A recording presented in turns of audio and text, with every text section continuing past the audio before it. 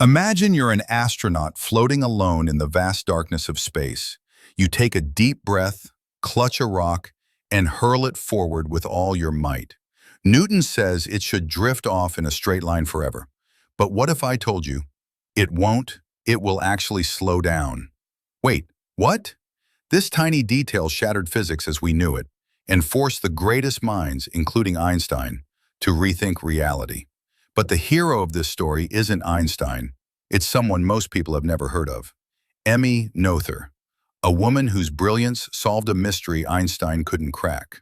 And her solution changes the laws of physics forever. Part 1. Einstein's Puzzle, the beginning of the problem. In 1915, Albert Einstein was deep in the final stages of crafting what we now call the general theory of relativity. He had a grand vision, a unified understanding of gravity, motion, and spacetime. But one thing gnawed at him: energy. Where did it go in curved spacetime? In Newtonian physics, energy is always conserved. But in Einstein's new world of warped space and time, that principle starts falling apart. Einstein tried to patch the hole by writing a new conservation equation. It combines the energy of matter and gravity. But there was a big problem. This new expression uses something called a pseudotensor. Sounds fancy, but it basically means that the energy value changes depending on your perspective. That breaks one of physics' golden rules. The laws of nature must hold true no matter where or how you look at them. So here was Einstein, the genius of the century, stuck. And then came Emmy Noether. Part 2. Emmy Noether's Rise, a real-life underdog story. Born in Germany in 1882, Emmy Noether wasn't supposed to change physics. In fact, women weren't even allowed to attend most universities. But Noether pushed through every barrier. She sat in classes unofficially, fought for her education, and earned a PhD in mathematics at a time when that was nearly impossible for a woman. In 1915, she was working as an unpaid assistant at the University of Göttingen, brought in by David Hilbert. Einstein was giving a series of lectures there, and Hilbert, intrigued by Einstein's problem, turned to Noether for help. What she did next was pure brilliance. Noether didn't just solve Einstein's problem, she reframed it. She proved that conservation laws like energy, momentum, and angular momentum weren't just assumptions. They were consequences of a deeper truth: symmetry. Part 3. Symmetry as the source of law, where math meets the universe. Let's break this down. If the laws of physics are the same in all places, that's spatial symmetry. And from that, you get conservation of momentum. If the laws of physics are the same at all times, that's time symmetry. From that, you get conservation of energy. If the laws are the same when you rotate your system, that's rotational symmetry. That gives you conservation of angular momentum. Noether showed that for every continuous symmetry in nature, there is a corresponding conservation law. This is now known as Noether's first theorem. Here's a real-life example. Picture spinning a fidget spinner. Because space has rotational symmetry, the spinner keeps spinning unless something interferes.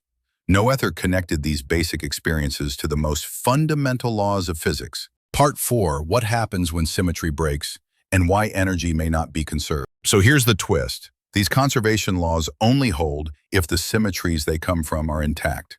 But our universe isn't perfectly symmetrical. It changes over time. The cosmos expands, galaxies move away, and light stretches.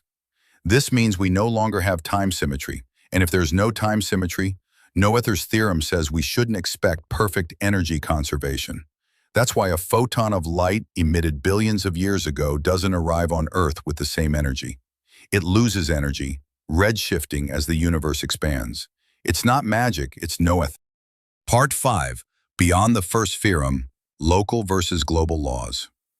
Noether didn't stop there. She wrote a second theorem that applied to more complex systems like Einstein's general relativity, where space is curved and rules vary from point to point. She discovered that in these systems, you can't have neat global conservation laws. Instead, you get local conservation. Energy is conserved in small regions, like how water flows through a pipe without disappearing, but the total amount in the whole system can change. This idea fits perfectly with general relativity. Gravity isn't a force, it's geometry. And in a universe that constantly bends and stretches, it makes sense that energy behaves differently than we once thought. Part 6. Noether's Legacy, How She Changed Everything. Despite her breakthrough, Noether faced ongoing discrimination. She was Jewish, a woman, and a radical thinker. In 1933, the Nazis forced her out of her university job. She eventually moved to the US and taught at Bryn Mawr College. Yet her influence is now seen everywhere in physics. From quantum field theory to the search for a theory of everything, Noether's ideas underpin our most ambitious scientific quests. Physicists now think in terms of symmetries thanks to her. Here's the kicker. When we discovered the Higgs boson in 2012, it confirmed a prediction based on symmetry breaking, an idea rooted in Noether's work. What we can learn. Emmy Noether didn't just fill a hole in Einstein's theory. She built a bridge to a deeper understanding of reality. Her work teaches us that the universe is shaped not just by forces or particles, but by symmetry. And beyond physics, there's a human lesson here too. Sometimes the people who change the world aren't the loudest or most famous. Sometimes they're the ones who persevere quietly, thinking deeply, seeing what no one else sees. So the next time someone tells you one person can't make a difference, remember Emmy Noether, a mathematical ninja who rewrote the rules of the cosmos. Thanks for watching. If you enjoyed it, drop a like and let the momentum carry you to the next one. See you in the next video.